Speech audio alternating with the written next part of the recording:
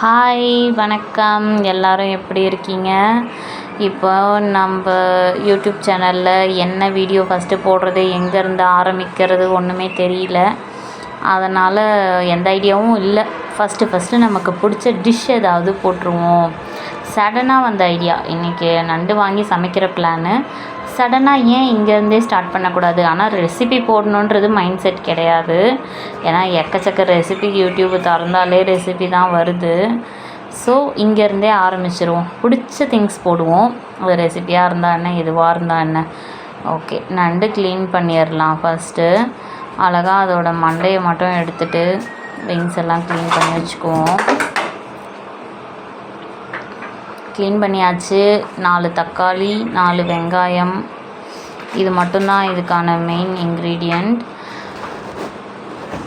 வெங்காயம் தக்காளி இல்லாமல் கிரேவி எப்படி வரும்? அதனால் வெங்காயம் தக்காளி இது கூட நம்ம சிம்பிளாக ஒரு 2-3 பொருள் மட்டும்தான் ஆட் பண்ண போகிறோம். அந்த 2-3 பொருள்லேயே நமக்கு அட்டகாசமான டேஸ்ட்டு கிடைக்கும்.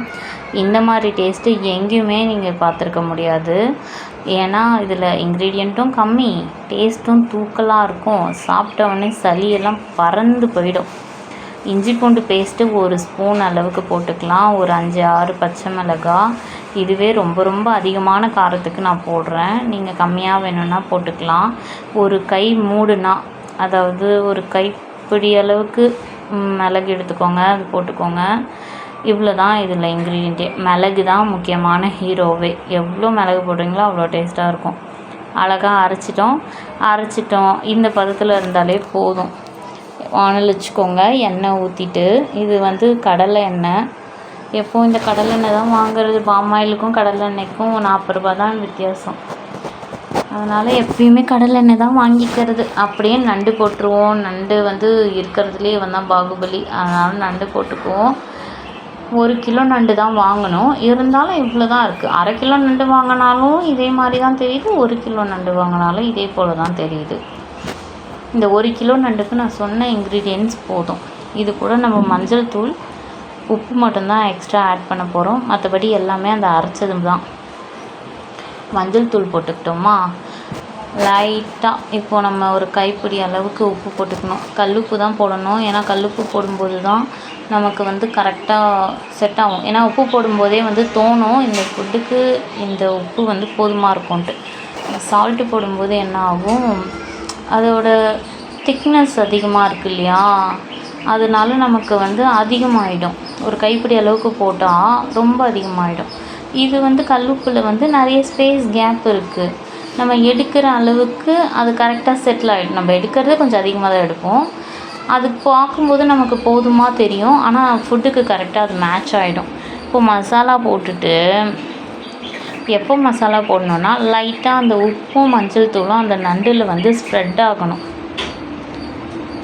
அவ்வளோதான். மசாலா போட்டுருவோம். ஒரு 3/4 லிட்டர் தண்ணி ஊற்றிடுவோம். தண்ணி ஊற்றுங்க.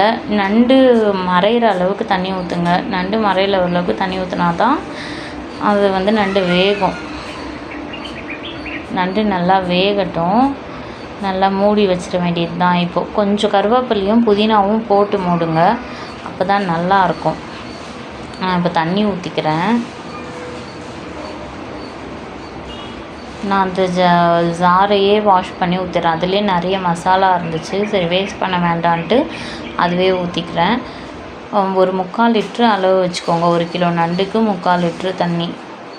ஓகேவா? மசாலாவில் தண்ணி ஊற்றி அரைக்கலை, அது அப்படியே தான் அரைச்சிருக்கு. ஸோ எந்த தண்ணியும் கிடையாது. 3/4 லிட்ரு தண்ணி, அவ்வளோதான். கொஞ்சம் கருவேப்பிலை, கொஞ்சம் கொத்தமல்லி போட்டுக்கோங்க. கருவேப்பிலை இல்லைன்னா பரவாயில்ல, கொத்தமல்லி இல்லைன்னா பரவாயில்ல, ஒன்றும் பிரச்சனை கிடையாது. கொத்தமல்லி போட்டிங்கன்னா நல்ல டேஸ்ட்டு வரும். கருவேப்பிலை இல்லைனாலும் பரவாயில்ல. மெயின் இன்க்ரீடியன்ட் பச்சை மிளகா, பெப்பர். இது 2 இல்லாமல் மட்டும் இது செய்யாதீங்க. ஆனால் அது 2 தான் இதில் இருக்கிற ஹீரோவே. பயங்கர டேஸ்ட்டாக இருக்கும். ஒன்ஸ் நீங்கள் இதை ட்ரை பண்ணி பார்த்துட்டிங்கன்னா இதை விட சிம்பிள் ரெசிபி நீங்கள் பார்க்கவே முடியாது. ஈஸியாக பண்ணிடலாம். செம்ம டேஸ்ட்டாக இருக்கும். டக்குன்னு சளியெல்லாம் பறந்து போயிடும். நாங்கள் மந்த்லி ஒன்ஸாவது இது போல் பண்ணி சாப்பிட்ருவோம். எப்படியாப்பட்ட சளியும் 4-5 பேருக்கு உட்காந்துட்ருக்கு. டாக்டர்கிட்ட போனால் 2500 மொய் எழுதிடுவாங்க. அது 300 நண்டை வாங்கிட்டு வந்து முடிச்சிடலான்ட்டு பிளான் பண்ணிட்டோம். ஒரு 10 நிமிஷம் வெந்த அப்புறம் திறந்து லைட்டாக கிண்டுனா மட்டும் போதும்.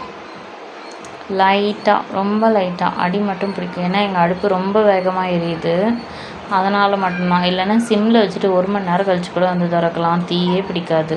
ஏன்னா நண்டு மோஸ்ட்லி தீ பிடிக்காது. அது அதிகப்படியான தீ வந்து நம்ம வச்சிட்டோம், ரொம்ப நேரம் ஆயிடுச்சு, 2 மணி நேரம் 3 மணி நேரம், அப்போ தான் தீ பிடிக்கும். நண்டு நார்மலாகவே வந்து அடி பிடிக்கவே பிடிக்காது. நீங்கள் பயப்படவே தேவையில்லை, கூலாக சமைக்கலாம். இப்போது ரொம்ப நேரம் ஆயிடுச்சு. மசாலா வந்து நமக்கு வற்றி வரணும். நம்ம போட்ட மசாலா எந்த அளவுக்கு, இப்போ சாப்பாட்டுக்கா, தோசைக்கா, இல்லை வெறும் நண்டு மட்டும்தான் சாப்பிட போகிறோமா, அதுக்கேற்ற மாதிரி தான் நமக்கு மசாலா வற்றி வரதே. எண்ணெய் பிரிஞ்சு வரணும் அப்படின்லாம் நமக்கு ரூல்ஸ் கிடையாது. ஏன்னா நண்டும் எப்பயோ வெந்துட்டுருக்கும், மசாலாவும் எப்பயோ வெந்துட்டுருக்கும். இதில் எண்ணெய் செப்ரேட்டாக அழகாக எடுத்துரும். அச்சோ நண்டு கால் உடஞ்சிருச்சு. மசாலாவில் எண்ணெய் மட்டும் தனியாக நின்றும். ஏன்னா நண்டு வந்து எண்ணெயே எடுத்துக்காது, அதனால் எண்ணெயை தனியாக விட்டுரும்.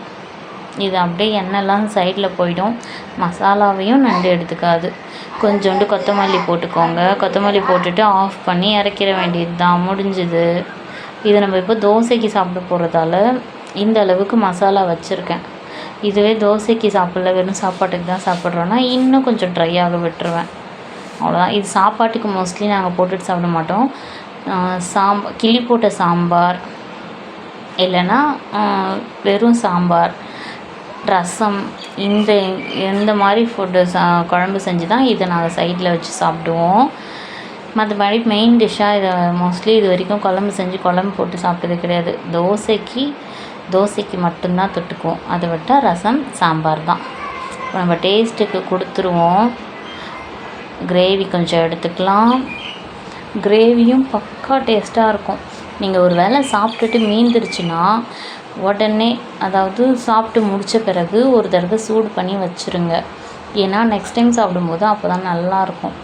ஏன்னா இது ரொம்ப உங்களுக்கே தெரியும் நண்டை பற்றி, நான் ஒன்றும் புதுசாக சொல்ல போகிறது கிடையாது. இது சீக்கிரம் அழுவிடும். வாங்கிட்டு வந்தாலும் குயிக்காக சமைச்சிடணும், ஊளை ஆகிடும்னு சொல்லுவாங்க. அதே போல் சமைச்சிட்ட பிறகும் தேங்காய் போட்டு சமைக்கிற பொருள் எப்படி இருக்குமோ அதே தான். எல்லோரும் ட்ரை பண்ணி பாருங்கள், எப்படி இருந்துச்சுன்னு சொல்லுங்கள். என் தங்கச்சி சாப்பிட்டு சூப்பராக இருக்குன்னு